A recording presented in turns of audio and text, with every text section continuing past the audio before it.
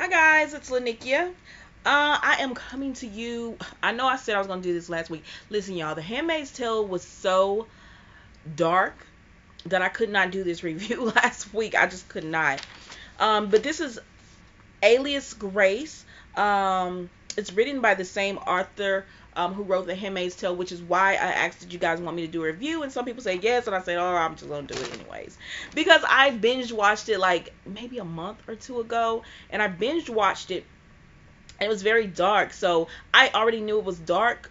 So I don't know. It was just like I just could not. My mind could not mentally take all that darkness. So I'm gonna do, and then I didn't know how I was gonna do the review. I was like, am I gonna binge watch it all again, or am I gonna break it down because it's a limited series. It's on Netflix. So I'm just gonna do it episode by episode because there's only 6 episodes. So each week, I'm gonna do the Handmaid's Tale on Wednesday, and then on Thursday I'll give you the Alias Grace. So the whole purpose of this episode 1 just tells us who Grace Marks is and how she became and what was her life like before she became went to the penitentiary.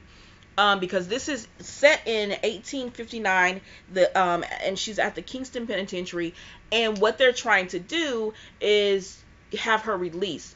The Reverend and certain members of the community, the women, the governor's wife, are feel like she was innocent, and they want her to release. Even if they don't feel like she was innocent, they feel like she served enough time and it's time to release her from prison. She's been in there 15 years. She went in as a young woman. Maybe she was in her late teens, the teens or somewhere around there. But they feel like she's giving her youth is gone.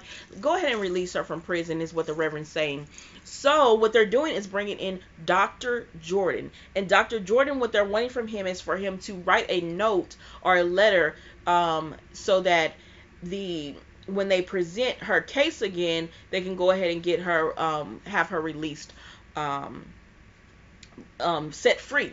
So that's the setup on this episode. It's pretty much just us meeting, seeing how she and Dr. Jordan meet for the first time, as well as finding out what her life was like before the penitentiary, or before she went to prison. So we start off with her writing a letter to Dr. Jordan. She's pretty much introducing herself in the letter, just telling him, some people think they call me a murderess, and that excites people. That excites some people. So because it did excite some people, she was able to work in the governor's house because the governess wanted to see her. And her friends, they wanted to observe her because this didn't happen in 1859. You didn't know women who were convicted of murder.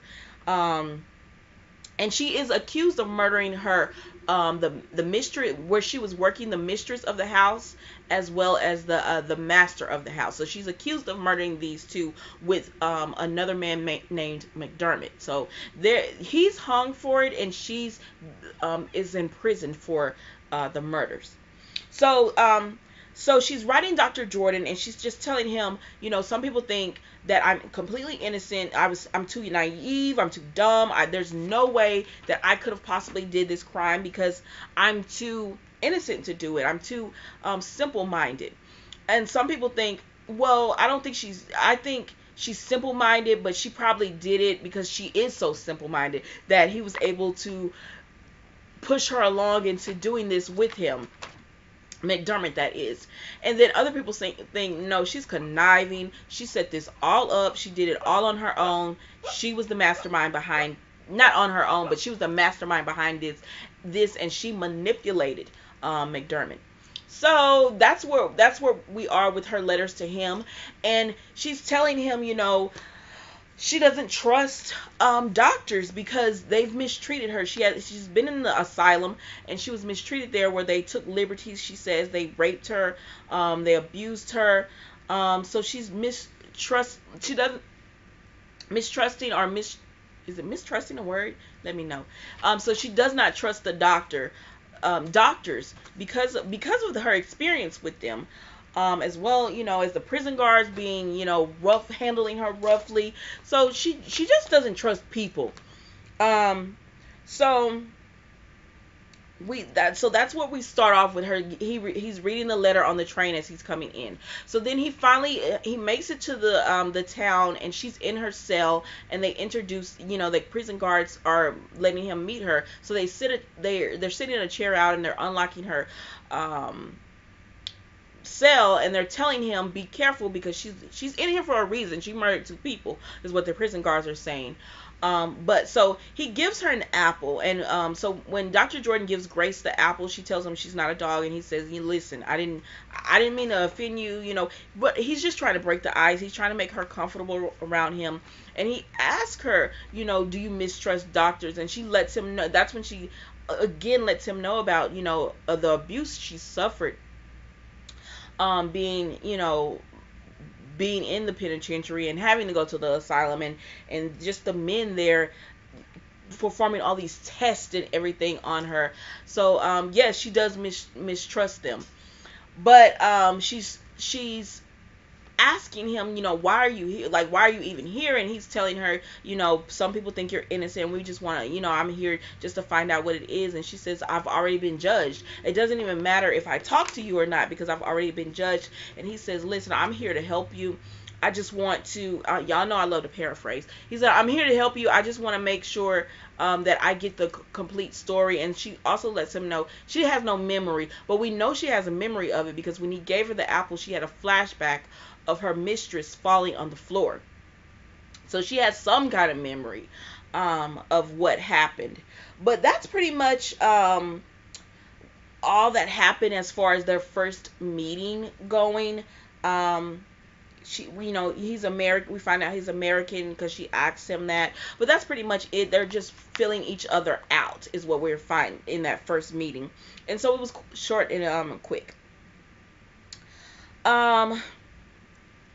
So then we go to the other women. We see her in the prison after the doctor is visited, and the other women says, you're the doctor's whore, because they're jealous because she's getting, she gets a little more liberties than the other women receive. So then we see that Dr. Jordan is having dinner with the Reverend who brought him in, and what they brought him in for again is to write this report so that they can release her from prison. And so my safety pin hidden, so they can release her from prison. And Dr. Jordan is just like, because the Reverend says she's been in there long enough. She was, it's been 15 years. We want her to be set free. And Dr. Jordan is telling the Reverend, like, listen, some of her statements that she made do not add up. Like, she said that she didn't know where her mistress was, but then she also says McDermott, she saw him drag the mistress into the house. That's not, like, that doesn't add up. So either she saw the murder or she did not. And then he says McDermott said that she was the mastermind behind it because he hung. So he said she was the mastermind behind it. She manipulated him. She set all of this up.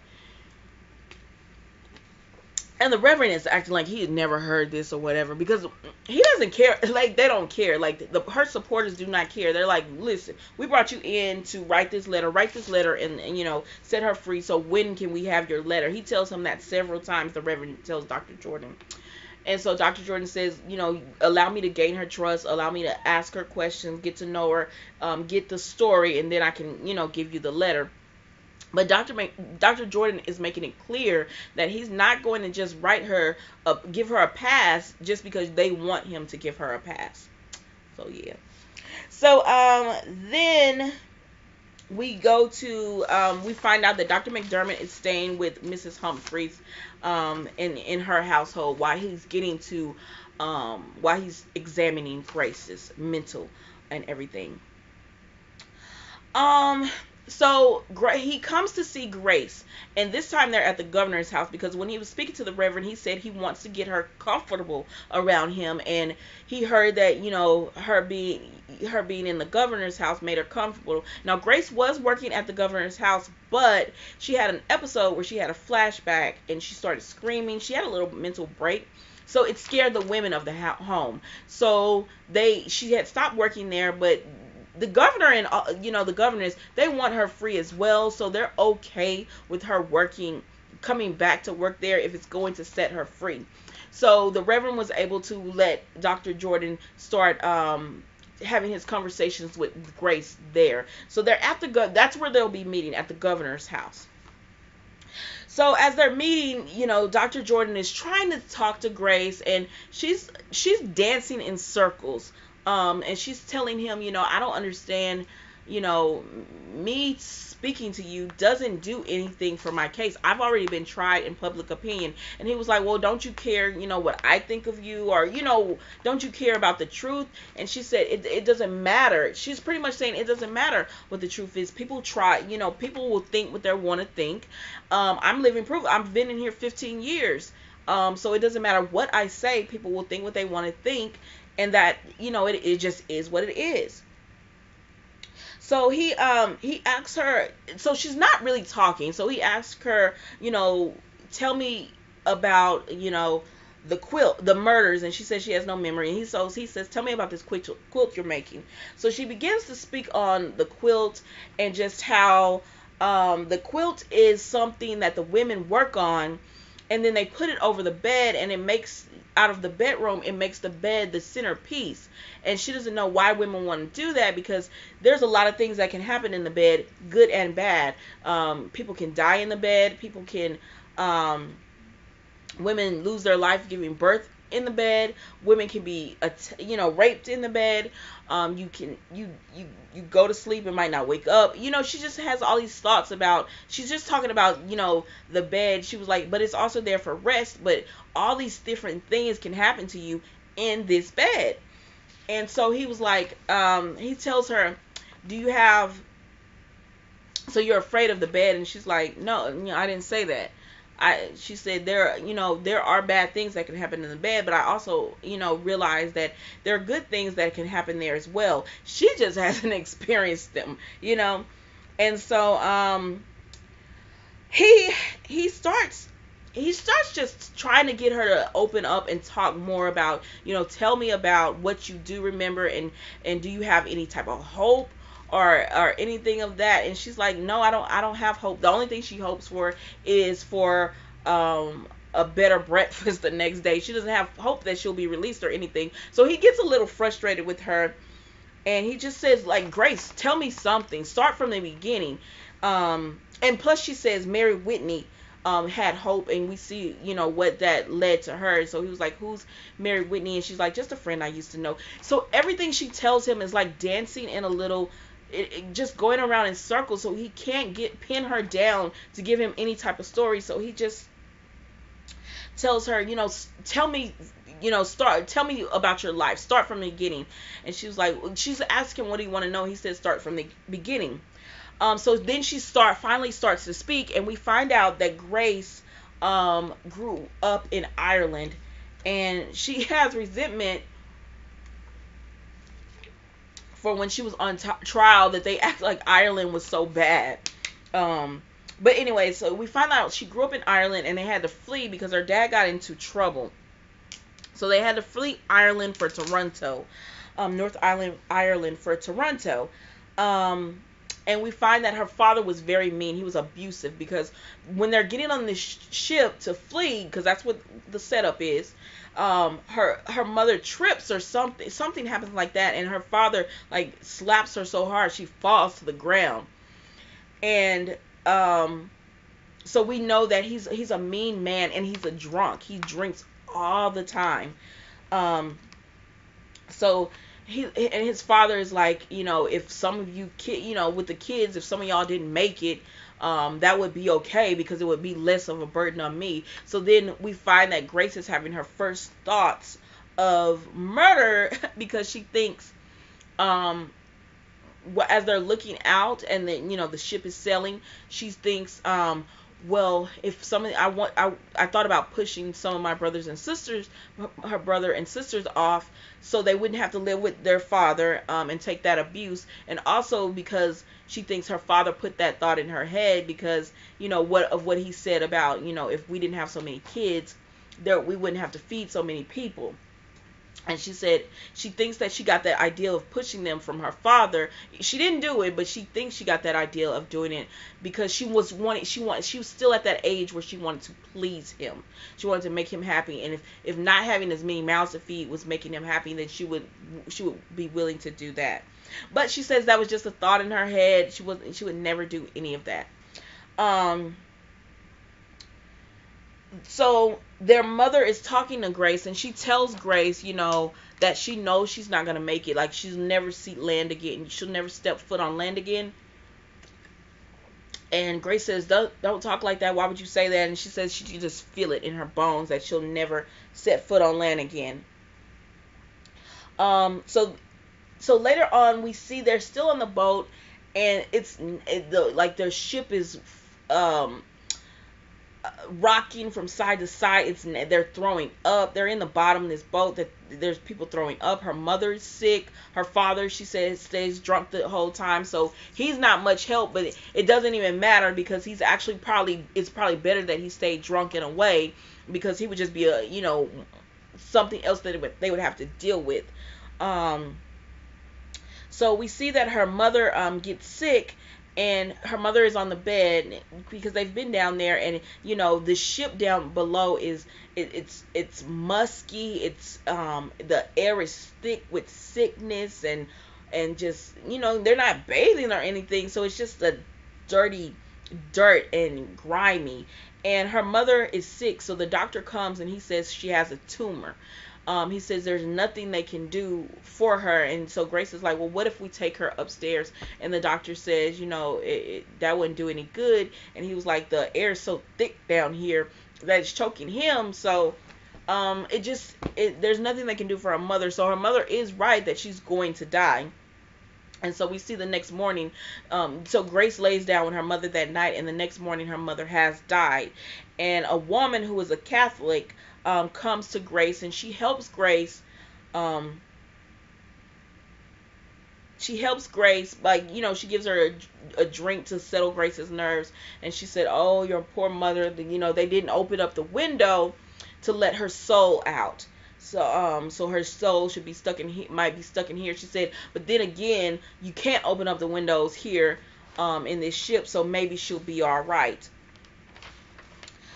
So Grace is of. So then Grace talks about, they go up. Then the next scene we see them going upstairs, and they're burying her mother like a sea burial.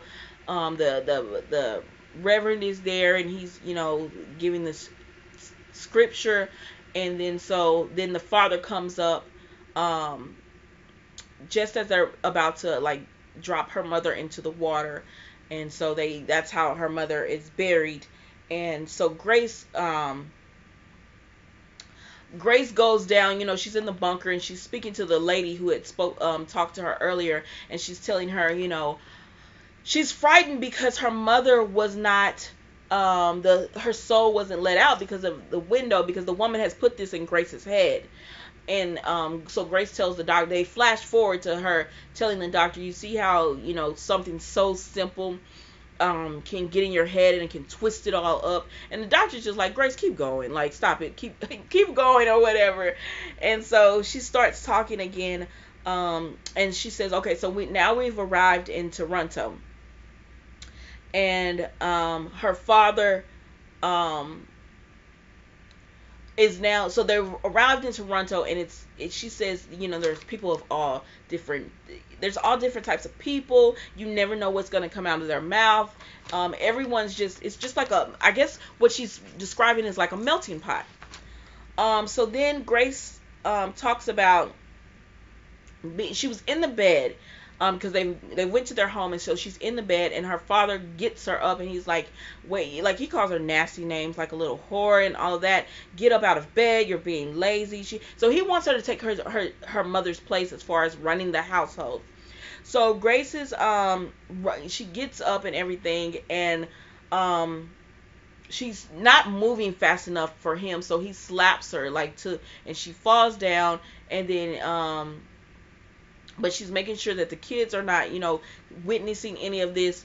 So she falls down, and then the next, and she's out. She's out on the floor, and then the next scene we see her in the bed, and her father comes in, and he's apologizing to her, and then he starts to kiss her. It's like he's about to molest her, and so she runs away, and she runs away from him. So then we see later on, like, she's doing the fire. She's doing the picking ashes. Um, and for a minute there, she thinks to go to her father and dump them on her. Now, I don't know what exactly this would have done to her father. I don't know if it would have killed him, if it would have just burned him. I don't know what she was trying to do. So if y'all saw it and you could tell me what exactly she was going to do with that, because I was like, is she trying to kill him? Is she just trying to burn him? What is she trying to do?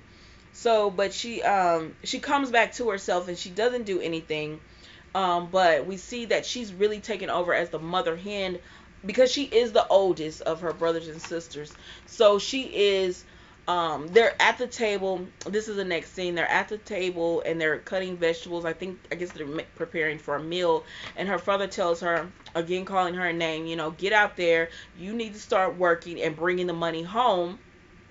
The landlady who they're renting the house from, or the room from, has found Grace a job, so he wants her to work, and she's like, but who will take care of the kids? And he tells her the next to the oldest sister will, which she's pretty young. She had to be like 12 or something like that. And so they're like, but he makes Grace get out because he wants her to send money back home. So Grace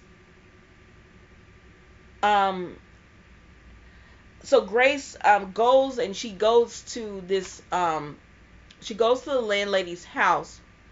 Excuse me. She goes to the house of another mistress, and this is where she meets Mary. I think her name is Mary Whitney.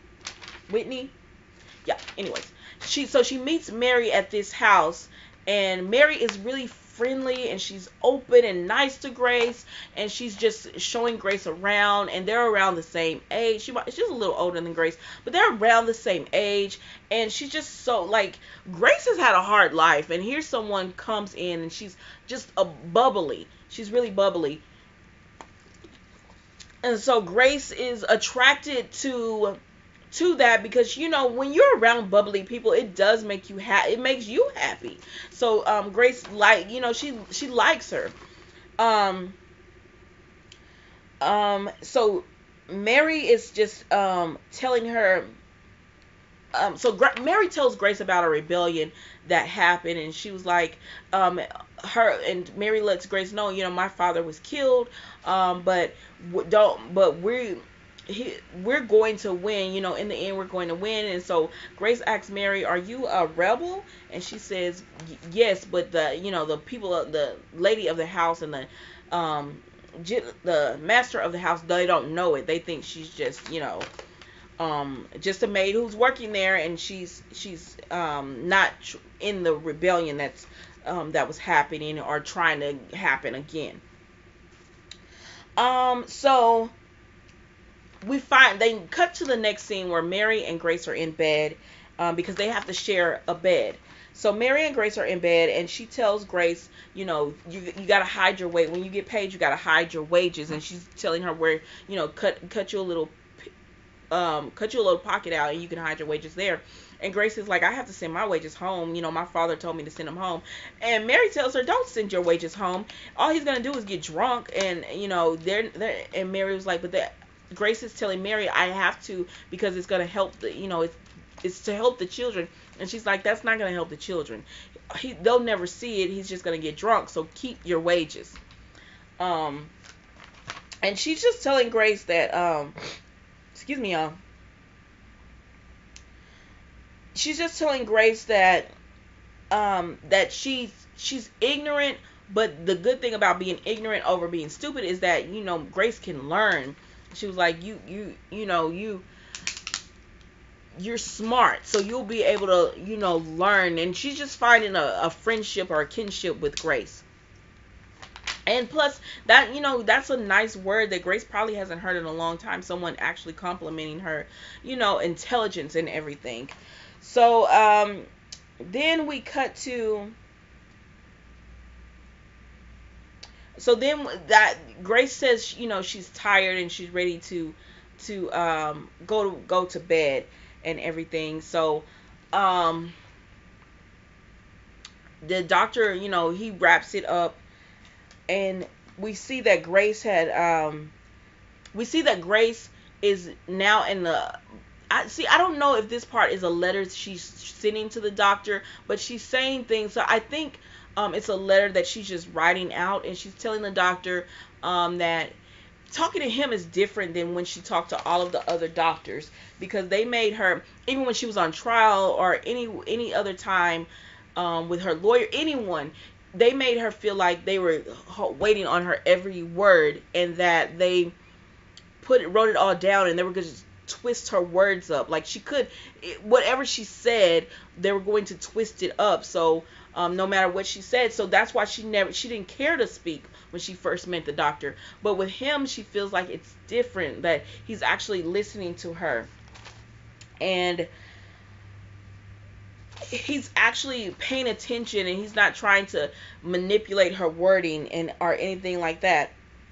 Um, so we see that she's starting to have a connection with the doctor, and we see, because she says on one part, she was like, when she thinks of him, it's like waking up with what, think about what she's saying with him, to him, it's like waking up with the you know, with feeling like someone's there and they're not, and the doctor wakes up. So it's like they're starting to have this connection, which is, I don't think it's really healthy what the doctor is doing, but she is starting, you can see on the first episode, she's starting to get to him more than just like a doctor just observing Grace, because I think Grace is conniving, and she knows exactly what she's doing.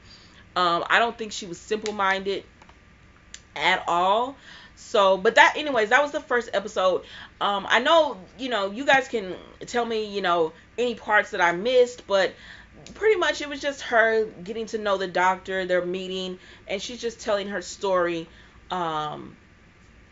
And you know, she's just telling her story, and how it all went down, and how as far as her early, what led her on the path. So that's pretty much all this episode was. I'll drop another episode next Thursday. If you're new to the channel, I didn't say this earlier, but thank you so much for watching. If you're a subscriber and you're watching the videos, thank you so much. I appreciate all of the comments and everything. So that was Alias Grace. Y'all tell me what you think about this series and this episode. If you have Netflix, this comes on Netflix, so, and it's a limited series that you can actually watch, and you can binge watch it because it is on Netflix, and it's already came, you know how Netflix is. So let me know what you think. I'm just gonna take it episode by episode, and that's pretty much how I'm gonna do it. So you guys have a great day. I will see you next time.